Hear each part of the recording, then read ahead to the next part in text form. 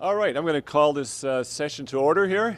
I'm holding this microphone, but it's actually not amplifying anything I'm saying, and that may seem strange to you. It seems strange to me, but apparently we're being recorded, so in order to get a good audio recording, we have to hold this microphone. So, is that the biggest challenge you've had as a general manager? no, probably not. So I'd like to introduce Marc BrownGold. He's our co-presenter with me. I'm Francis Murphy, the general manager. Marc's operations manager at Willie Street Market, and I'm the general manager at Neighborhood Co-op. And we're going to talk about, this is certainly a stage 4. I'm just starting to get acclimated to the stages again. But this is a stage 4 session where the store is open, I believe, and we're talking about building the management team. So most of this content, I think, was really more for general managers. That's how I'm thinking about it, really. And Marc's going to take the lead here and get us started with kind of an overview, I believe, of building a management team. And then I'm going to follow up with a little case study with Neighborhood Co-op. I'm going to go back 18 years to when I became the general manager there and trying to build a management team for the first time and what those challenges were. Thanks. So Francis and I first met about a year and a half ago doing an audit of Common Ground in Urbana. So that's where our kind of relationship started, and we've been in contact many times after that, and continue to collaborate. Of course, I always talk about P6, and P6 is a really important part of what we do. And I also wanted to shout out, I know I met you before, and I heard the good news this morning, or yesterday morning, that I'm sorry to point you out, but you just became the general manager. Tell us what you... So I started out at Common Ground. Right. Been there for a little over 4 years, and I'm now moving on to Top Grocery. Right. In Bloomington, Illinois, which is just about an hour away. Right. To be their first general manager. Awesome. Congratulations. I think I deserve a great round of applause. So congratulations, and if you need us, we're here for you. I'm sure you will. That's it. It's no problem. All right. Awesome. All right. So, want to welcome everybody to the session. Again, thanks, Francis. Did a nice kind of lead in, and we talk about what are we talking about building a team? What are we looking for, right? So this bubble here. What's essential? What's essential for excellence in our stores, right? What things do we need to think about? We need to think about what's essential for excellence. We need to be innovative, right? You're going to probably hear that word a million times, right, in the next 6 months, right? We need to take into account our end user, right? We need to awareness and think about future thinking and what methods we're going to use. We're going to think about who we're going to collaborate with. We're going to think about appreciating our end statement. We're going to think about appreciating our our mission statement, right? Taking into account all these things as we build our team, really important thing. So next slide. All right. Katzenbasket-Smith, The Wisdom of Teams. A team is a small group of people with complementary skills, committed to a common purpose and set of specific performance goals. I think a really important, if I'd say the most important word in that slide is complementary, right? We need, as we're building our staff, we need to think about being complementary. Anybody familiar with the DISC assessment? Okay, so a DISC assessment is an assessment that you can take one of these kind of Myers-Briggs type studies. I'm sure, have you been poked and prodded and given every single personality test? No. Oh, good for you. Good for you. I went on a tour about 3 years ago. I was transitioning from being, living in Philly to living, in Madison, where I live now. And I interviewed with about 5 or 6 different co-ops, and I think I was like poked and prodded and given the Myers-Briggs and given the DISC test, and they took blood and do everything else. So you're lucky, man. That's great. Congratulations. That's wonderful. That's wonderful. So basically, what a DISC test is it kind of splits people into 4 different personalities, right? Hard drivers, you're probably hopefully a D if you're a general manager. You have expectations, you move from one project to another, you solve problems. An I is kind of like the person who, empathy, and they want to, I as a D will kind of move on and say, all right, we accomplished that, let's move on. But the I is going to say, wait a minute, we didn't appreciate what this team just did for us, right? We have to consider that before like we move on to the next project, right? And S, very linear thinker, they want to know the numbers, right? I just did a presentation with, someone I work very closely with at Willie Street, and he wants to evaluate everything, percentages and SPLH and labor as a percentage of sales. Everything's got to be quantified in numbers, that's an S. And then you have a C, right? The C is the showman, right? It's usually a good, if your marketing person is a C, you got something good going there, right? You want that C. So what's going to happen if I have a management team of 6 people and they're all Ds? We're going to be in big trouble, right? So we need to really find a staff that's complementary to each other, people that work well together. So I think, when you think about that, you want to think about, as you hire your staff, as you bring on that produce manager, as you bring on that deli manager, as you bring on those people, sometimes it's really great, as I described in the session before, sometimes you want your deli manager to be a performer, right, and then have a little bit of those number skills too, because he's going to be dealing with a lot of loss and a lot of other issues. So as you hire, think about those personality traits and how those people are going to complement each other. All right, and again, teamwork. My little slide there with teamwork. Teamwork. All the hands, everyone's hands, coming together, and that kind of a visual slide that shows some people are visual thinkers. Kind of that slide, all hands, making something great grow. All right. Be sure that be sure you have what you need to succeed. Seek training and development to set yourself up to lead effectively, right? You can't develop your team without having taken care of yourself first. And my visual for that is, when you're on an airplane and the oxygen pops down, what do they tell you to do? Put your oxygen mask on first. Right on, right on, right. If you don't have the skills to lead your team, if you don't have the skills to know, what a number should be, what should labor as a percentage of sales be in the grocery department, what should be my SPLH in the deli department, how many people do I need, what's my, the amount of grocery people that I need if I have a department that's doing $300,000 a week, right? If I don't have the training, if I don't have the skills, if I don't set myself up for success, if I don't use the people that I need, we're all helpful people here. We'll bring people together. We'll give you the advice. Get that training that you need, to set up your team, before, because you can't help your people unless you first help yourself. Be as actualized as you can. Get all the training you need. And also, as you move through and your staff develops and they become more, more developed and they start working together more, always constantly seek training, right? What's going to happen is you're going to get busy. You're going to be really successful, right? You guys are going to be making tons of money right off the bat, right? Net income, incredible, right? 10% of sales, right? So, you're going to be busy. You're going to hit the ground running. Always go back and seek that training. You always need to develop. Always remember, you have to get a development plan for yourself and really keep developing yourself. And in that way, it's going to cascade down to your team. The greatest danger for most of us is not that we aim too high and we miss it, but we aim too low and reach it. So, another important thing, you have your co-op, always create and sustain a culture of excellence, right? And also expect that from your people.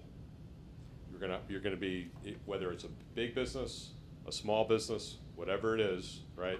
You have to create parameters, create the things that you want your team to be, hold them accountable.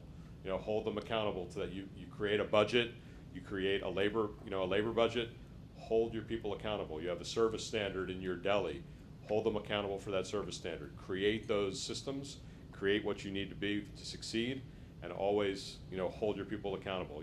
In the co-op world, we always think it's kind of a bad word to manage your people, right? But if we don't manage our people, things fall down. We just become another co-op. We want to differentiate ourselves from the big guy, from Festival Foods, from the big guys. If we don't hold our people to a high standard, if you don't have a standard of cleanliness, if you don't have conditioning reports, if your store's not ready at 7:30 in the morning when it's ready to open, right? We've fallen down. We've not got to the place that we need to be. Set those standards, set them early, and always have your people, your leaders, accountable, and let that trickle down to your first liners. All right, how do we build a culture of excellence? We have parameters, right?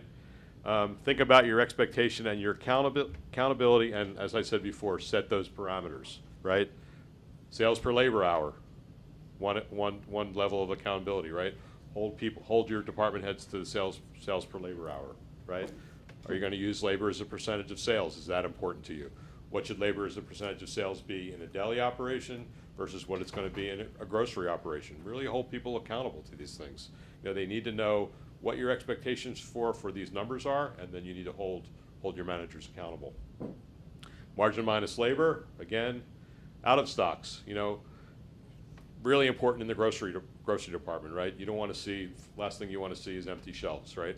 What's your out of stock ratio? And then also falling back with your manager and saying, you know, why? You know, a lot of times at Willie Street, we have out of stocks on organic milk. It's not because my grocery manager doesn't do a good job. It's because he just, frankly, just can't get the product, right? So what's the expectation there? What's the next step? What do we need to do? Do we need to go out and find another vendor? Do we need to develop a vendor? Do we need to talk about distribution? You know, always think about those things like out of stocks. Sales. You know, you're going to create a budget and you're going to create sales for that budget. You know, let's hold again your managers to that sales. And if those sales aren't occurring, what's the problem? Again, is it the manager's fault? Maybe it is, maybe it isn't. Maybe marketing is not doing their job. Maybe communication's not doing their job.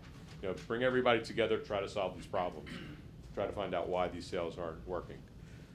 If you're in the front end, net promoter might be important to you.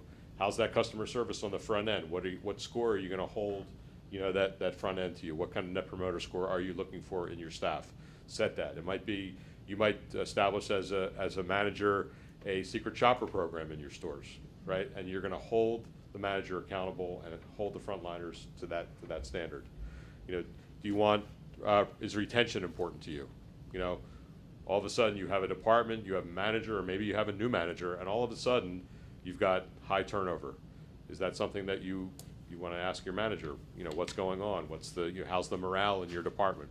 You know, what's causing turnover? What's an acceptable turnover rate? You know, what are we looking for overall in the store? Is it 14%? Is it 25%? Is it 50%?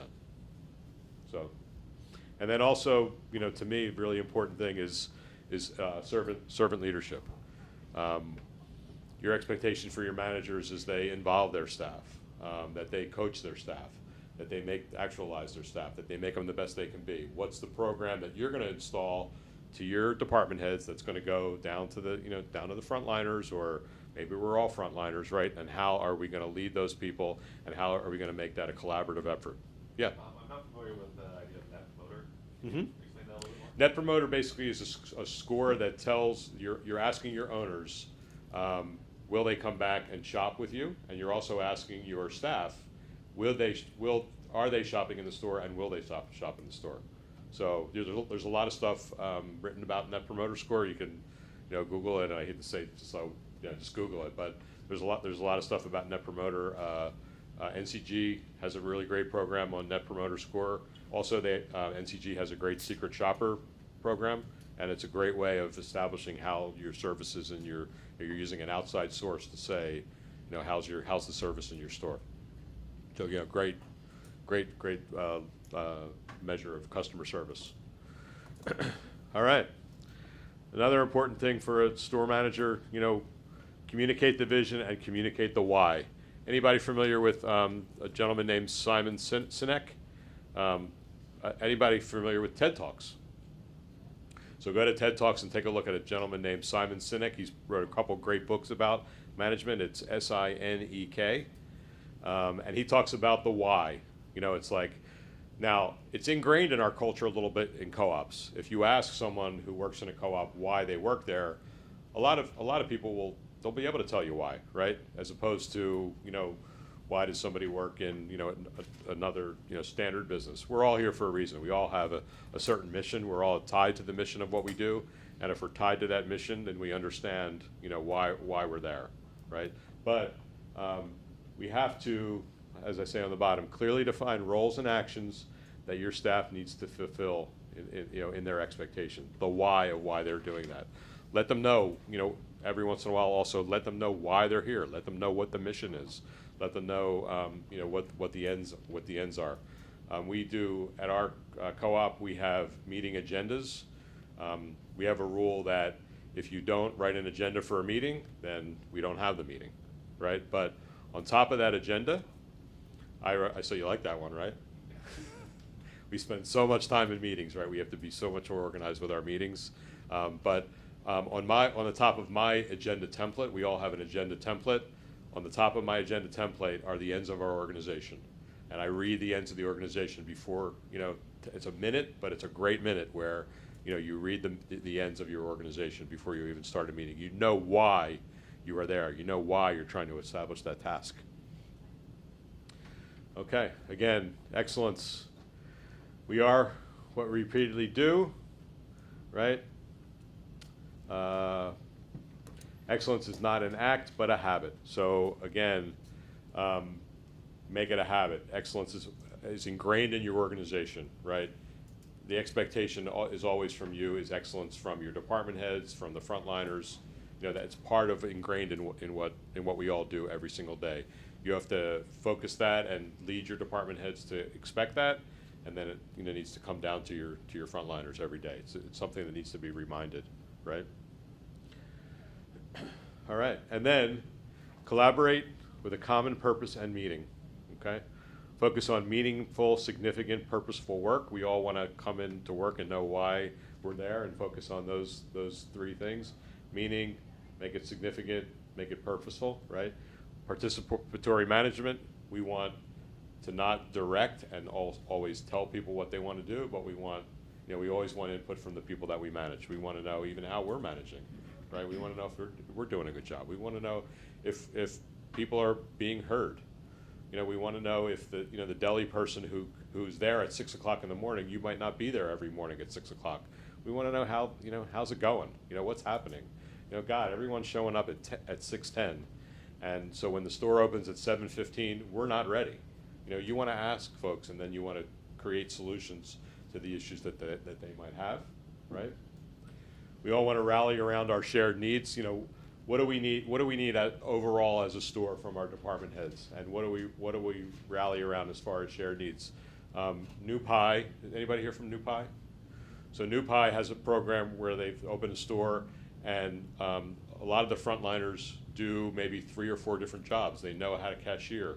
They know how to stock groceries. They know how to work in the deli, right? They all have a shared set of needs. They all have a model where, you know, the store as a whole is taken into account, and not just each, you know, I'm not in the deli department, not in the grocery department. We all have shared needs, and let's call those out.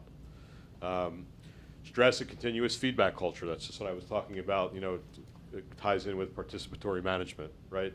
Always stress a continuous feedback culture, and reward and stress teamwork.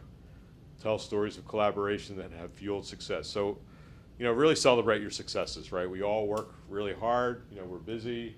You know, we all need to stop and really, you know, celebrate things that we've done great, and remember the things we've done great, and hopefully those things on the top lead to, you know, the things that fuel our success. Really important.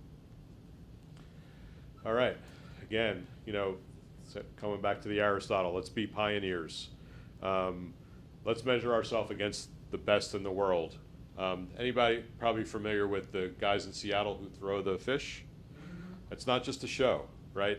These guys had a failing business that was getting ready just to go by the wayside. And I forget the name of the book, but it's actually a great book that's written by the owner of this company.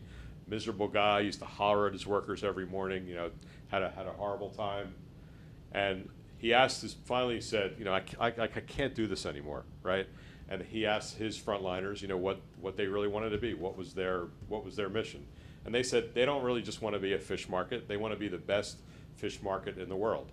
So think of your co-op as that too. You want your co-op to be the best food market in the world. And start from there, right? Why should you settle for anything less, right? Reach for the top, create what has never been created. Be really,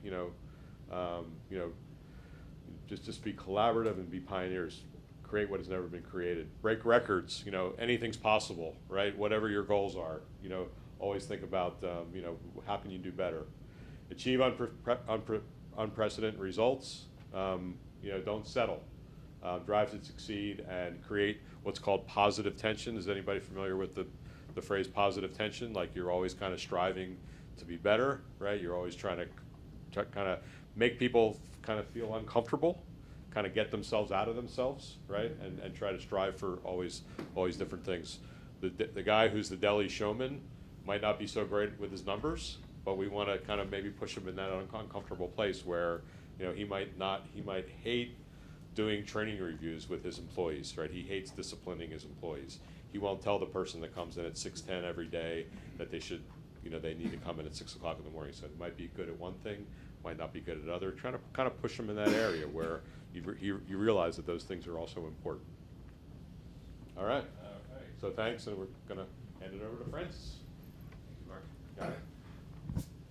So, yeah, thank you, Mark. I think that was really nice, that overall culture and fit and how to get an organization thinking about the right things. I'm going to kind of go back to, as I said earlier, the experience of being the general manager of Neighborhood Co-op in 1998, which was a store doing $700,000 in sales. And I'd managed a slightly larger co-op before in North Carolina. But I came into that co-op knowing I needed to form a management team because, as we all know, the promise of teams is that a team can make better decisions than an individual can. So I brought together 4 people who were sort of the key staff at the time, and I said, okay, now we're the management team. And what happened was that they almost immediately split into 2 sub-teams and started fighting with each other across these teams. And I was like, what the hell? I didn't know this was going to happen. Well, as it turns out, that was predictable. And the reason it was predictable was back in 1965, someone, and I can't remember who, first realized that teams or groups of people go through 4 distinct stages of evolution. And I'm just going to briefly go over those. Forgive me, my slides have nothing but words on them, so don't pay too much attention to them. But basically, when you get a group of people together, or when you form a team, the first thing they're going to do is what's known as forming. And initially, everyone in the group is just sort of trying to assess who else is in the group, try to understand what their role is in the group, try and just kind of figure out what this team's about, what are we going to do. That's the forming stage. Well, pretty quickly after that, at least in the case I'm citing, we moved into the storming stage. And that's characterized by conflict and competition as different people try to kind of assert their authority or become more dominant in the group. And there's real questions that have to be answered at this stage around authority and how are decisions made. And you look concerned, Michael, and it's right that you do. But just real questions about who's going to have influence in this group and how much influence. And so people are pretty much jockeying for position at this storming stage. Well, the way you get out of the storming stage, and I'm happy to say that at least some groups do, is the norming stage, where you actually do start setting some real boundaries and guidelines as to group behavior. How are decisions made? Who has authority to make what decisions? What are the group norms? What are our guidelines going to be for our behavior here?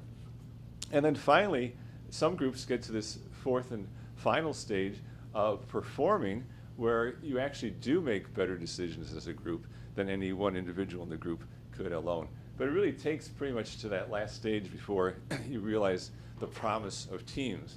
And I hate to say it, but the research shows that many groups don't get to that stage.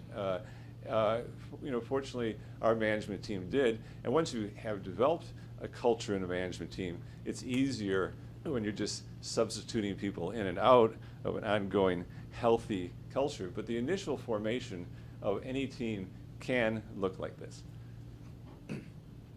So this slide shows the continuum of leadership that Tannenbaum and Schmidt came up with. Both of these models, by the way, go back to the 1960s. But this was something that I had to kind of come to grasp with right away as the general manager, which was just in my interactions with my team, with these 4 other people, how was I going to sort of present issues? Like, yes, written agendas, absolutely. I mean, I don't know if yours are written, but we've written agendas, and this is what the topic is, this is how much time we're going to spend on it, and so forth. But for each of those agenda items, I really found that I needed to be clear with my team as to what I was asking them for. In other words, was I going to consult with them? Like, was I going to say to them, look, we have this issue, I'm thinking about this, I really want your opinion, but ultimately I'm going to make the decision here? Or was I going to join with them? Was I going to say, here's the issue, whatever we come up with as a team, as a decision, I'm going to agree with. I'm going to go along with the will of the group. Or am I just going to tell you that this is the way, this is what's going on, I know best, and this is what we're going to do. So you can see this continuum here. And this is something a general manager could be explicit with their own management team. This is what a manager of a department could be with their individual staff, or with the group of their staff, their team. And you can just see how there is this continuum from telling, selling, consulting, and joining. And I found it very helpful in the initial formations of my management team to be really clear on an agenda item. This is where we're at. I'm consulting. This is I'm presenting a tentative decision subject to change. Give me your input. Or I'm going to agree with whatever we come up with as a group, because that helped clarify matters quite a bit. So in terms of trying to move from the storming to the forming stage, we benefited from help from Carol Lee Coulter, and that's why the first slide said some of this material is derived from her. She's a CDS consultant who works in the HR area. And so she really came in and encouraged us to develop a mission statement. I'm not saying this is the world's greatest mission statement for a management team, and Carol Lee would say the same. But nevertheless, it is a mission statement saying, what are we about? What is this team doing? What is our mission? And you can read it. That's what we said. Now, over time, that's become less visible, and Carol Lee's actually done less with management teams in terms of developing mission statements, but she's actually starting to revive the concept again. But one thing that we're really clear about is agreed upon operating rules for the management team. And as new people come into the group, if someone leaves and someone new comes in, the first meeting that we have a new member, I'm like, okay, these are the rules. This is how, and it serves as a reminder for all of us what the rules are. And it also, of course, orients the new person to the rules. So just basic questions. Are you supposed to be there? Yeah, you are. Do we start on time? Who sets the agenda? I do, but if you have a topic, come talk to me. And we'll put it on. How are decisions made? Is it okay to express disagreements within the meetings and outside of the meetings? And this is a critical piece right here. And the answers to those questions are, yes, it's okay to express disagreement inside the management team. In fact, it's encouraged, because that's how we're going to get to a better decision. But once we agree or a decision is made, outside the meeting, you are to support that decision. You're not to say, well, the rest of the people thought this, but I really think we should do that, because you're just going to spread dissension among the team, the larger team. And then just in terms of daily operations of the store, is each manager an island of his own little or her department? No, we're really here to help each other. Are we going to, engage in direct communication if we have an issue with somebody else? Are we going to go tell Marc about it, or are we going to go to the person that we really have the issue with? The answer is you go to the person you have the issue with. What are the expectations about managers, coming to work on time? Their, availability. Are managers going to dress slightly better than the rest of the staff? These are just questions to work through.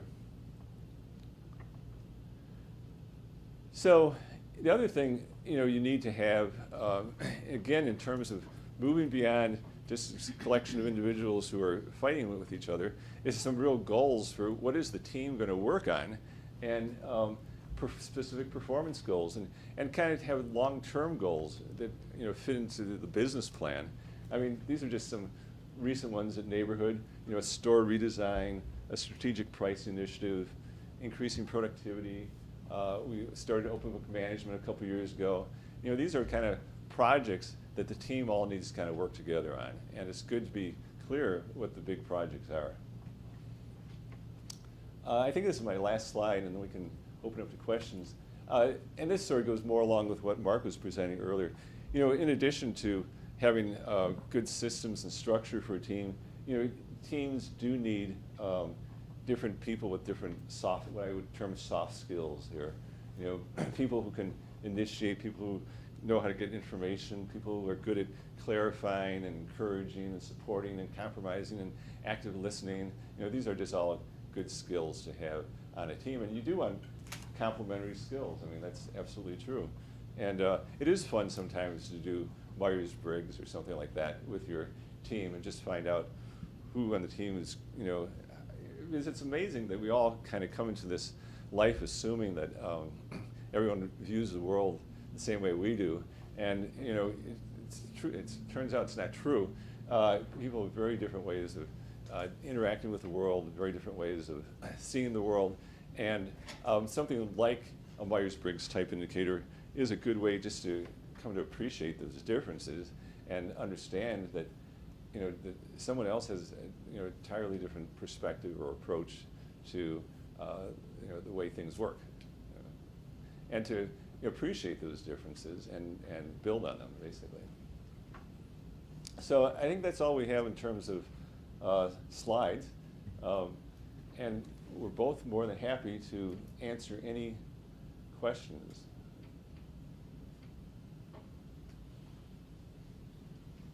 Hey, Chris.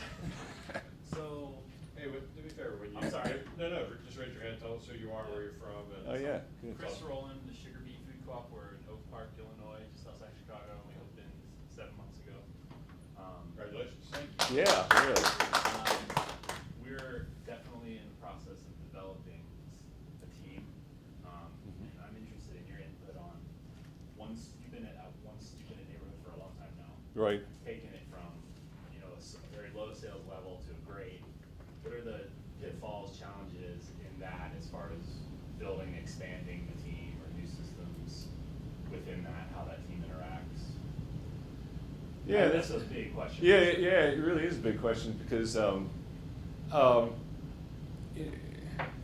the biggest challenge was when we relocated in 2006 from a 1,800 square foot retail situation to a 7,300 square foot retail situation, and basically building a management team that was capable of making that transition was a major challenge, and adding people to that team. So we went sort of from 4 people outside myself to 6 people outside myself, and just making sure that everyone was able to do what needed to be done in a major project was a major challenge.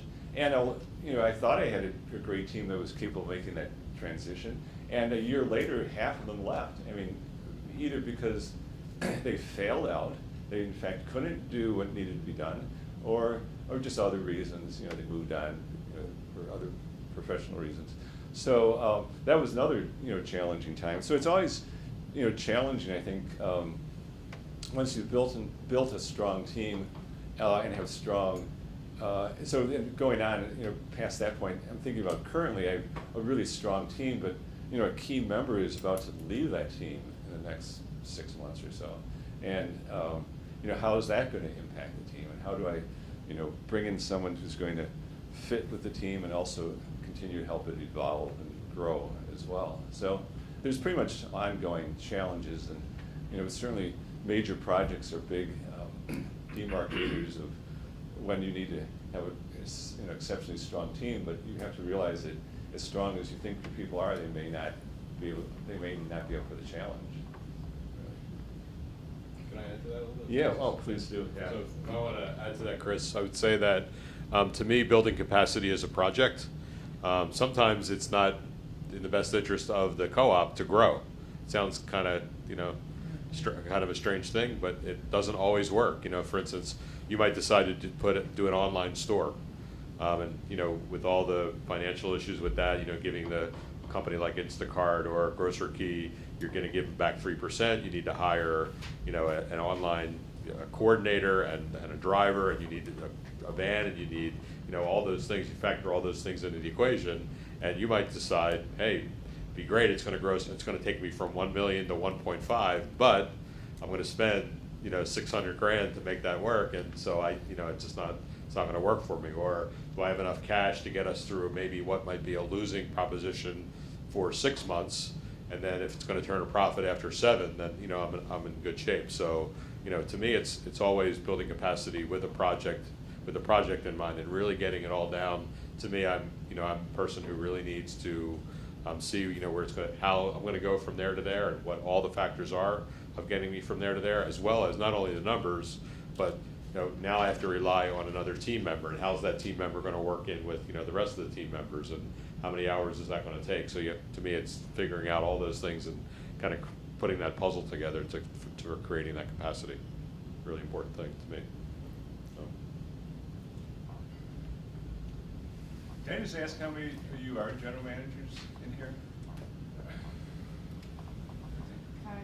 I'm part of the management team where there's two of us. I know, right?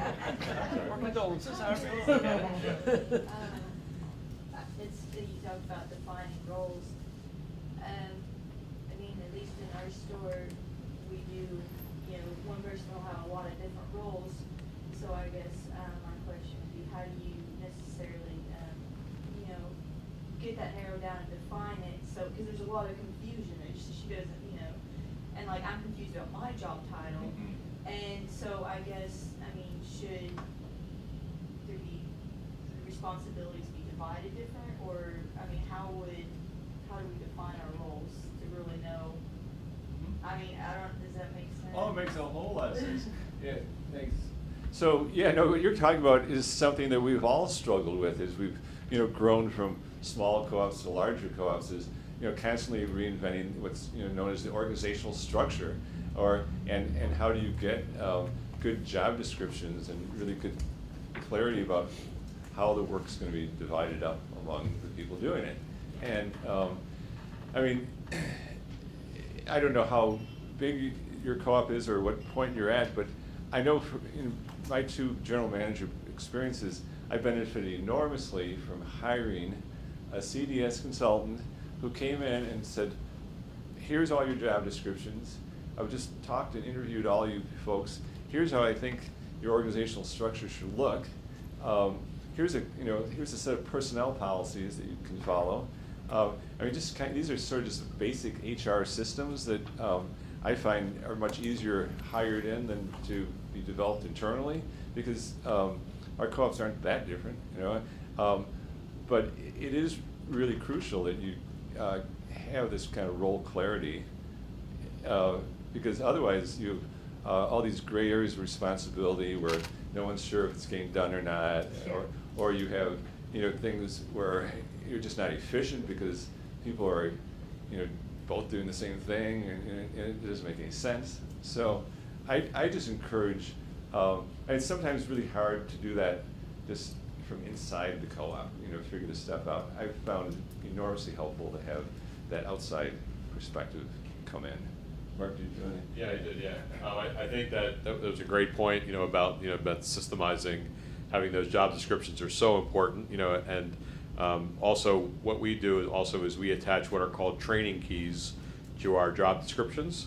And basically what we're asking every staff member is that associated with their JD is a set of expectations that we have for the first 3 months, for the first 6 months of having a certain amount of learning capacity. Like after the first week, you should know how to use the intercom system. After the second week, you should know how, you know, and on and on and on. I mean, I think that's a really important thing. And the second thing that I want to add about that is when we do our new hire workshop, I tell all our operations staff that don't just read your job description on the first day, or if you even do read it on the first day, but go back and reread it after week 1 and week 2 and week 3, because it's going to mean different things to you at different times. So keep referring back to your job description and seeing really what the expectations are from your manager, or, you know, from your manager's manager. And I think it's a really good way of kind of refocusing you on the job that you're supposed to be doing. You know, you also, it might be a negative thing for you. You might feel like you're kind of bleeding in, you know, high performers end up doing other folks' jobs that are not high performers, right?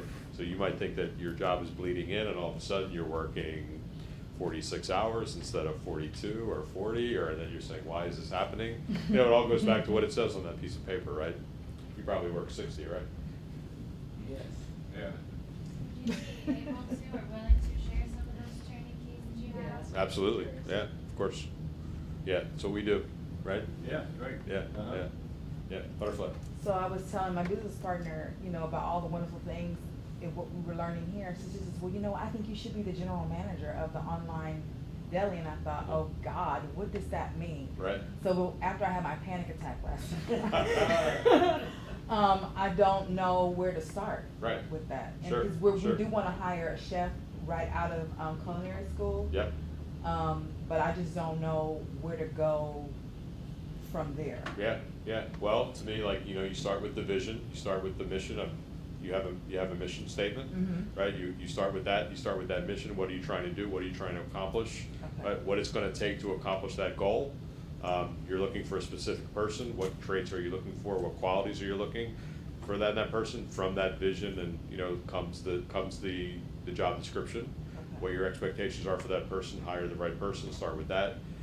And then, you know, with the training key, you know, what do you want, what do they need to know here? You know, what do they need to know? You know, if we hire a cook for our offsite kitchen, there's 12 cooks in our offsite kitchen, right? Mhm. So they don't need to know everything right away, but if you're hiring a chef, your expectation is probably that the first day that chef walks in, they need to know how to make, you know, southern fried tofu, or they need how to make great collard greens, like day one, right? Mhm. You're actually asking for a specific set of skills that can have that person go, you know, it's even simple things like, will you work on Saturday? Yes. Do you work on Sunday? Right, You know, okay. what's gonna happen if we have a huge catering job and I need you to stay till 6 o'clock on Wednesday, you know, can you do that? What's your, you know, these things need to be established up front, so you know exactly what, you know, what you're gonna get, and you need to know what your expectations will need to be for that person. Okay. So, it's a good, you know, it's like, where do you start? You know, you start at the beginning, right? Yeah. You start somewhere. Yeah. And systems are there to help you create, you know, that starting point. You're like, oh my God, like, I don't even, like you're saying to me, I feel like, I don't even know where to start. And, you know, we're saying, you know, start at the beginning, start with the JD. That's a great way of, you know, thinking mission, expectation. You know, that, to me, that gets you writing on that piece of paper, right? Visioning is great. I don't know if you've ever done any visioning. Has anybody here ever done visioning? Is that when you put it up on the? and you Yeah, like there's map a it lot out? of, there's a lot of different ways to do it, but a lot of times, I'll say to you, Butterfly, what are you looking for in your, you know, in your organization? You know, you might say, it's a beautiful fall day, I've just walked into my brightly lit kitchen, I've greeted my chef who's been there since 6 o'clock in the morning, he's already created I have a delivery, so I put gas in, you know, it's like, what do you want? Like, what's your vision? What do you see your, you know, what do you, and it could be like a 5-minute, you know, put a piece of paper in front of you, take a pen, and just don't even think, just write it on a piece of paper. Okay. Start there, that's a great place to start. Okay. Yeah, Thank you. yeah, you're welcome. Speak to what happens when you cannot find qualified candidates to be a part of your management team. As we all know, it's sometimes hard to find the right person. Say you've been searching for a while and you've interviewed a number, and none of them are quite up to that vision, to that standard. Yeah, and I feel, can I? You do it all yourself, right? That's right. You work 68 hours a week and you Right. do it all yourself? Right. No, you don't. You burn out. That's a really great question, and one I've wrestled with a lot because the co-op I manage is in a small college town of 25,000 people, and there's, you know, not always just, you know, large number of highly qualified candidates for any position that you might need. So, I mean, there's been many times where I've had to hire people who didn't perhaps have all the skills that they needed, but who I thought had potential. And then, you know, it was people who, you know, maybe didn't even have necessary supervision experience. You know, then you send them to Rising Stars in the, you know, first month that they're on the job. You know, give them a 3 days crash course in supervision training, or you know, just really going back to identifying what training needs there are for people, and I mean, I've just had to do that. You know, just figure out who I could get in there, and then how to get them up to speed as quickly as possible. Have a sort of developmental path for them, and you know, that's not the ideal. You'd rather have someone come in strong, but sometimes that's what I've done. Yeah, I think to me also, I mean, I always hate to sound like a consultant, but I think to me there, you know, you're thinking out of the box. You know, you don't have a, you know, we're opening up a store. It's a very large store, but it's you know, a store in a different neighborhood than we're used to. So we're thinking like maybe some positions aren't necessary. Maybe, you know, maybe this position where it's a full management position in a department can now be what we call a coordinator position instead of a department head decision. You know, can that position be created, you know, or done as a team, and a, you know, a participatory team, like a team of 3 people instead of 1 manager? Can the frontliners handle that, you know, under your direction? Just start, you know, seeing who you have. It's almost like having that draft board, you know, the sports team, and saying, you know, I need to pick that person, and maybe the combination of these 2 people or 3 people, or maybe, you know, just thinking things out of the box and doing things a little bit differently. So you recommend changing staff structure to match the people that you have available? Absolutely, yeah. Good. I mean, if you're having an issue where you feel like you're out there and you can't find the right people, you know, hey, look, it might be something like, hey, maybe we're not offering the right, maybe our starting wage for that position is wrong, and maybe we need to restructure our labor percentage, and you know, think of it coming at from that. You know, maybe I'm not attracting people. We had an issue where, you know, I didn't feel like, you know, I mentioned in my deli presentation about, you know, craftsmanship, and you know, those skill positions, and we needed to pay more people in those skill positions. So the model became, instead of paying 3 people 100, you're paying 2 people 150. Problem is solved. I've given people a living wage. I've supported those 2 people, and I've, you know, I'm successful instead of, you know, so it's thinking about, you know, different ways to approach the issue. Well, why am I not attracting the right people? What's my ad look like? You know, maybe I'm not, you know, saying, come work at a great place, you know, for, you know, 35 hours and get paid like you're making, you know, it's like, you know what I mean? There's so many different areas where when you're hiring people, where, you know, the attraction issue and how much they're getting paid and what your expectation is, and all the, you know, all those things all play a factor. Yeah, sorry. One thing though, Michael, I think you do really have to be careful about is, I mean, historically anyway, co-ops have been really bad about basically tailoring jobs to people, and then you end up with all these weird kind of people, not weird people, weird jobs. Maybe it's weird people sometimes too. And it's really not serving the organization. People create their own jobs. I mean, this happens in small co-ops, you know, not in larger ones where you have more structure and, you know, as much. But in small co-ops, you get that phenomenon where you know, someone has this job that, you know, someone coming in from the outside, you know, they just can't figure out why that job exists or how this person managed to craft it, you know, job around their person, you know. So I just, you know, want to caution against that as much as possible. That, you know, in the, you know, as co-ops grow from small to large, there is kind of a well-established evolution of the organizational structure that's, you know, commonly understood by, you know, people like Jeannie Wells and Carol Lee Coulter, and, you know, people who work regularly with co-ops, and so I think to the, you know, the extent possible, you do want to kind of create an organizational structure that is similar to other co-ops. But you know, I do feel for you when you say, you know, you have a key position and you can't find someone.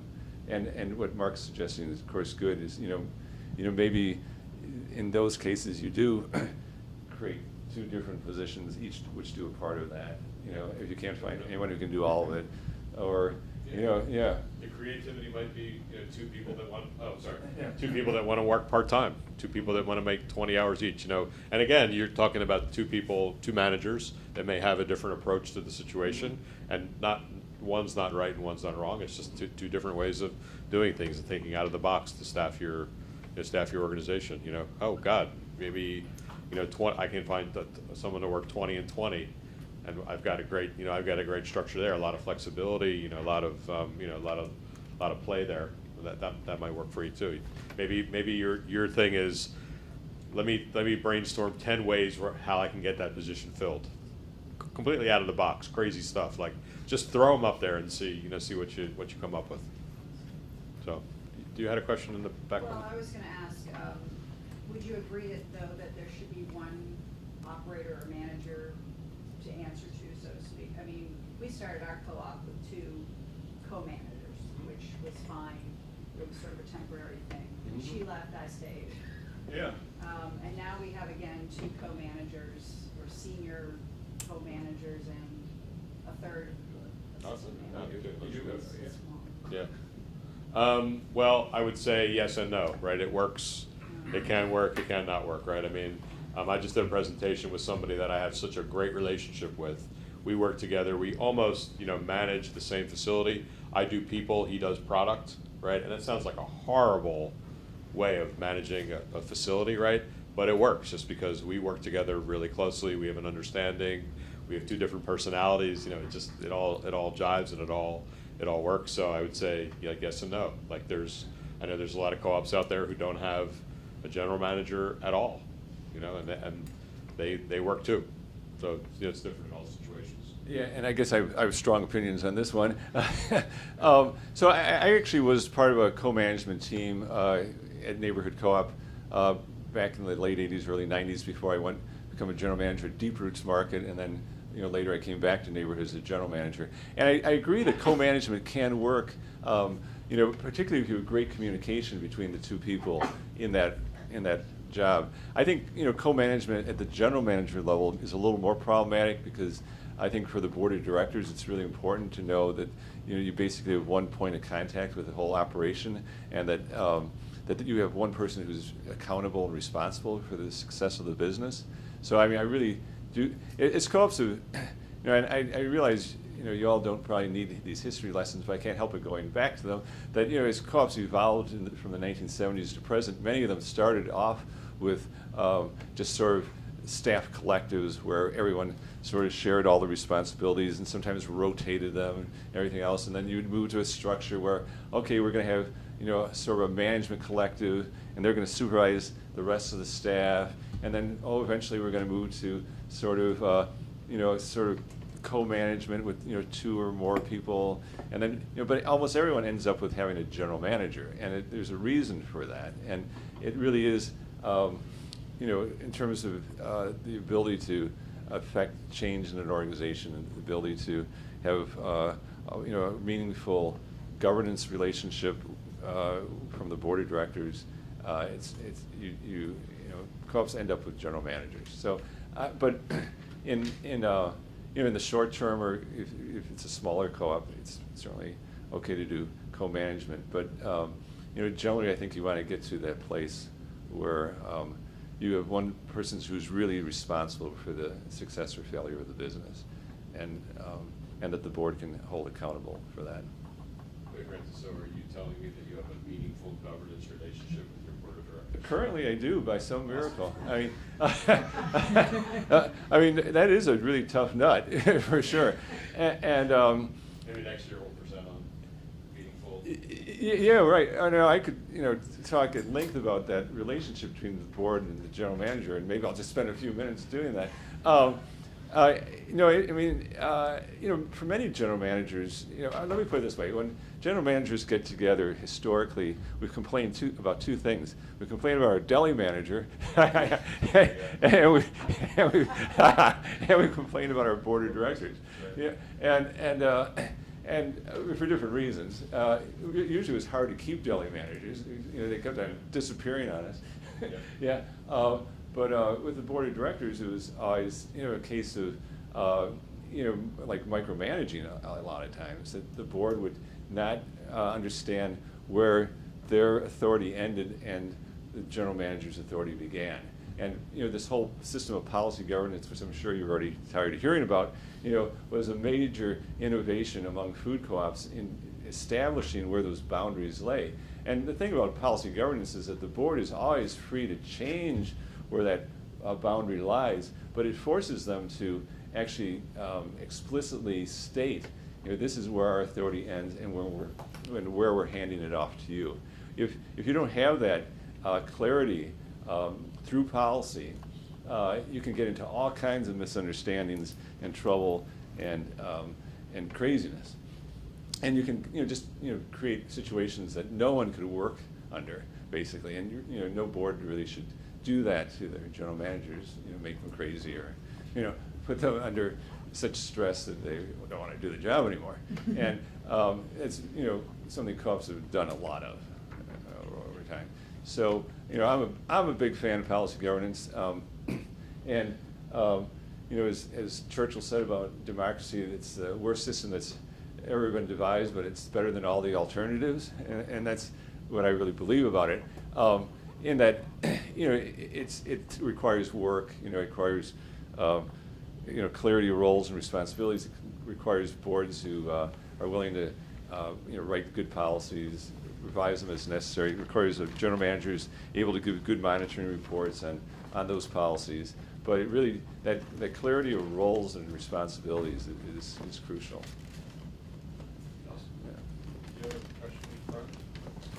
Well, yeah, part of her confusion is because we had a management team, and not in the terms that you're saying here, but almost co-manager, but we don't use that word, we had a team management leader. And then we have me, store operations manager. Of course, it's hard, I may say one thing, and then the other person may come along and say something else, and there's confusion there, and yeah, we have some job descriptions, but I like product and people. I was gonna just ask for clarification on that, and when you said that, it's like, no, wait a minute. One of us can manage the product, I'll take on the product, and she can manage the people. Right. Or something, cause, Yeah. At the time, it was cause they couldn't get a GM. I don't have any experience. I came in, I worked, and they said, oh, you can do this. Yeah. So, Yeah. there's confusion now on her part, but also on my part. Right. I think that starts with the JD. It starts with a really clear JD and really discussing, maybe that's something that you need to kind of circle back with and say, these are the explicit roles of the members. I was talking to Tony last night. We had dinner with Tony from Blooming Foods, the general manager, brand new general manager. You got to meet him, cool. Yeah, really awesome. And he said one thing so beautifully to me that he was the CFO at Hanover, and he just said to me, I'm a CFO. I don't know anything about operations of a food market, but he lends a specific expertise, which is really important and will be really important to Blooming Foods now. And I was like, hallelujah! I'm the ops guy. This person does that, and never the two shall meet. There are some times where collaboration is necessary, right? That's always going to be, and a lot of times, some of those soft skills that Francis can be really great learning experiences for everybody on the team. But it's really important to delineate what those what those roles are. And it only, like you said about frontliners, it only causes an immense amount of confusion with your frontliners. I mean, when they don't know coming to work who they're answering to and what your expectation is, and you saw that list of expectations that I had come up with. I mean, it really causes a lot of problems. Yeah.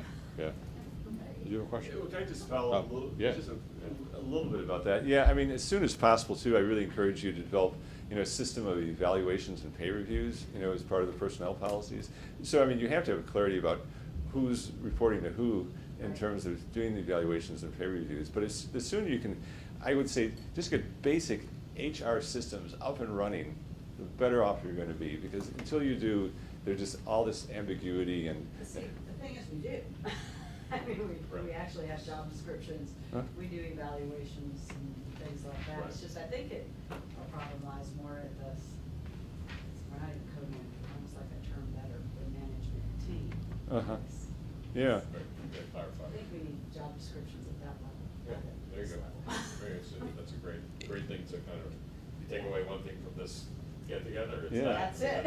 That's a big That's it. issue. I think we need to go back and Big issue, right? talk. And I think the idea of, compensation and reviews is so important. Like the first question you ask, as someone who's a frontliner, is who is setting the expectations for what I need to do? Because one department manager, it might be really important for him that you get there at 5:59 when you're supposed to be there at 6 o'clock, and one manager might think it's okay for you to be there at 6:03. And that's okay to me. Different people have different expectations, but you know, you need to know, you know, that frontliner has to know who's evaluating you, you know, and what their expectations are. And I think that's fair to know, you know, what you're being judged on. You know, I know, you know, money sometimes, you know, again, a taboo word in the co-op world, but you know, you need money to live, and you want to know what's going to affect how much money you're going to make. So important stuff. Yeah. Can you speak a little bit about providing effective oversight and management of managers whose expertise falls outside of your own? So, I, for example, have no idea how to run a kitchen. How do I provide effective management for somebody who's going to be running my kitchen? I don't. Yeah, that's a really great question, and I'm pretty much a CFO myself, which I mean that's how I got. I mean, in my own history with my co-op, it was because you know, we were losing money. We didn't know why we were losing money. We hadn't filed an income tax return, and you know, I was on the board at the time as treasurer, and people were like, "What's going on?" And I finally went to a friend of mine who was a CPA and said, "Hey, teach me accounting.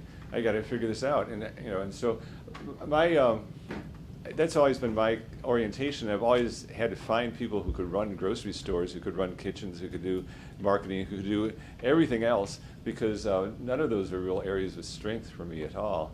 I mean, you know, certainly you have to be somewhat familiar with how a deli kitchen runs, and you know, you can get some of what you need. You know, from I mean, for me, it was, you know, Chris Riding, who was with NCG. You know, I basically said to Chris, "Okay, give me like the top level stuff that I need to know. You know, like how can I tell if this thing's outside of the numbers, which I understand. You know, what should I be looking for when I walk into the kitchen? What should I be seeing when I, you know, go behind the deli counter? What should I see there? You know, just give me some of these top level kind of things that, you know, will give an indication to me whether or not this is being run well or not." And so I don't know, you know, in terms of marketing, you know, I don't know anything about marketing either. But you know, I used to go to the Marketing Matters conference, for example, as the, you know, general manager, just so I could sort of get, like, again, the broad brush, what's working and what's not working, you know, in co-op world in terms of marketing, you know, so that I would have at least a passing familiarity. And then, you know, over time, as you engage with your department managers, you know, you start, you know, developing a relationship, and you start, you know, understanding more than what you understood initially, you know, obviously. So I would just say try to, you know, figure out where you can get sort of the most, you know, fundamental knowledge, what to look for, and develop it from there. Totally understandable. I mean, not every general manager is going to understand, you know, all the aspects of a food business. Totally understandable. To me, again, it goes back to systems. Conditioning sheet, in that case, is like a really important thing for you, right? What are you looking for? You're looking for cleanliness. You're looking for, you know, food quality. You're looking for, you know, is breakfast ready at 6:30? You know, again, I mean, there's conditioning sheets out there. I think there's a lot of them out there. NCG's got a lot of. For the kitchen, like hair. Right. What are your expectations? You know, all those kinds of things. To me, to systemize that and to use that sheet every day is an important thing. And it's not that you really even have to do it every day. You know, make sure that your deli manager uses that and reports to you about that every day. You know, really, really important. I also think that you can get in there. You know, put an apron on every once in a while, and just, you know, the best thing to learn about what's really going on in your kitchen is to, you know, a lot of times general manager, if they don't have that expertise in that area, they're afraid to kind of even like walk back there, right? Just get in there, put an apron on, and, you know, work the deli counter for, you know, a half of a day or 10 minutes or a half an hour, or go in there, ask your frontliners, you know, what's going on, how's it going? Just really, you know, systematize and then just, you know, put an apron on and get in there. I think are the two things that I would recommend right off the bat. So, and then reach out to us. There are a lot of people who know a lot about kitchen operations and deli operations, and we're all here to help you succeed. So, yeah. Along with job descriptions sometimes being cloudy and not very, you know, don't really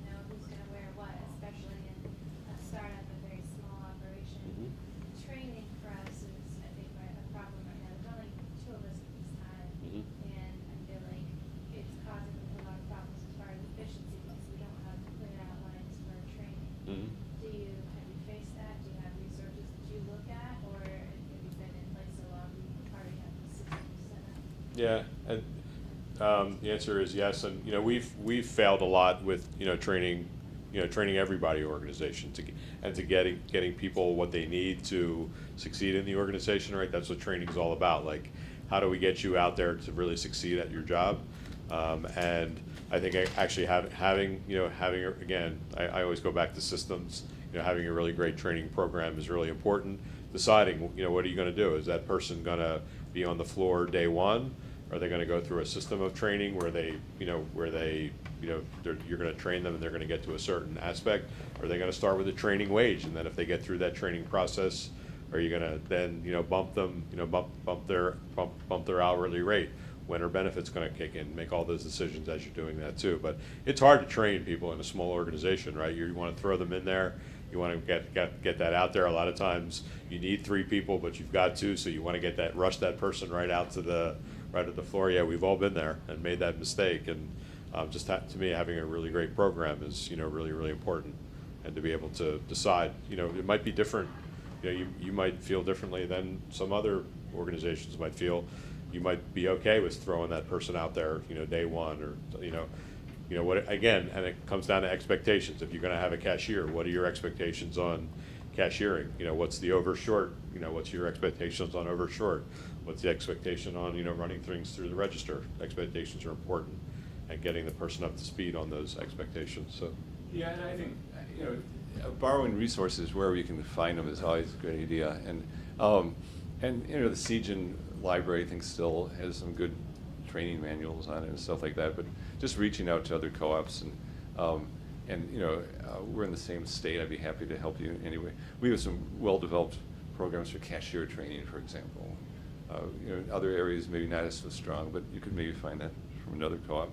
Yeah. Mm-hmm. Absolutely.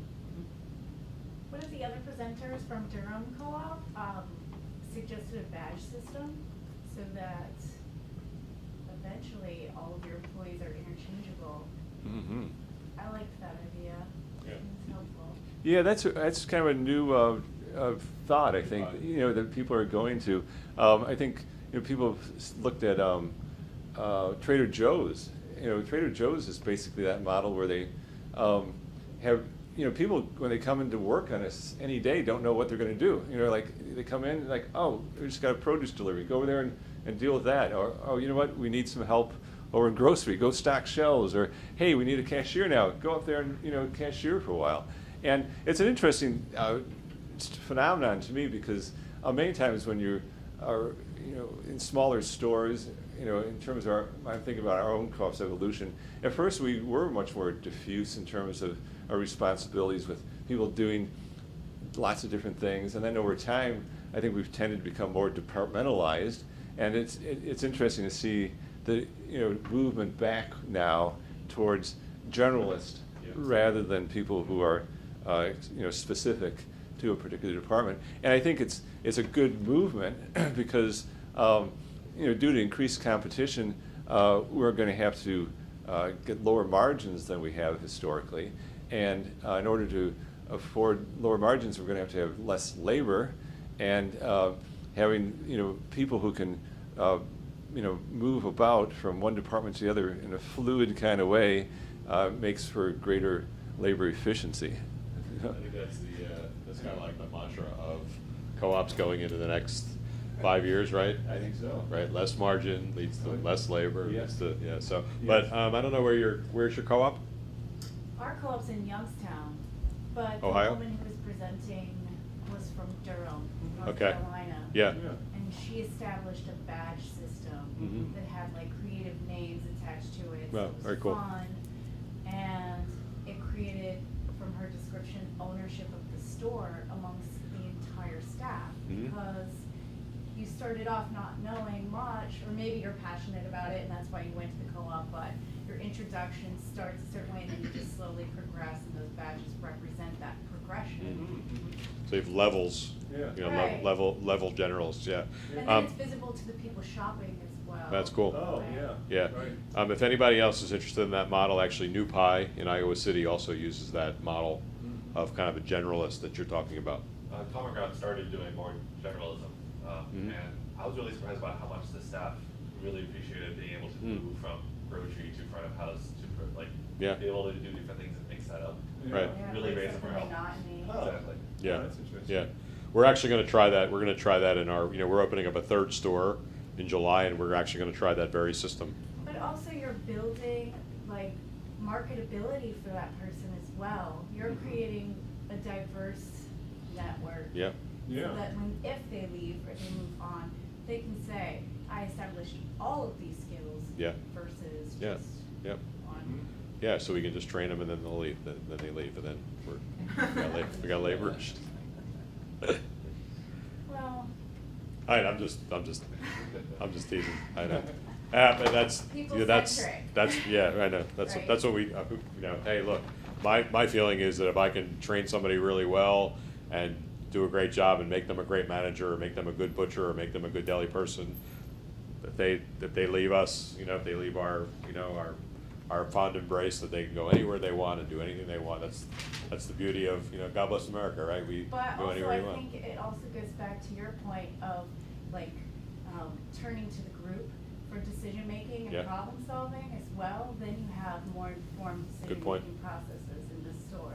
Yeah, absolutely, great point, great So point. I just want to do a little time check. It's, I think, 12:43, and we're supposed to be out here at 12:45. So, a couple more minutes. Yeah. Anybody else? All right.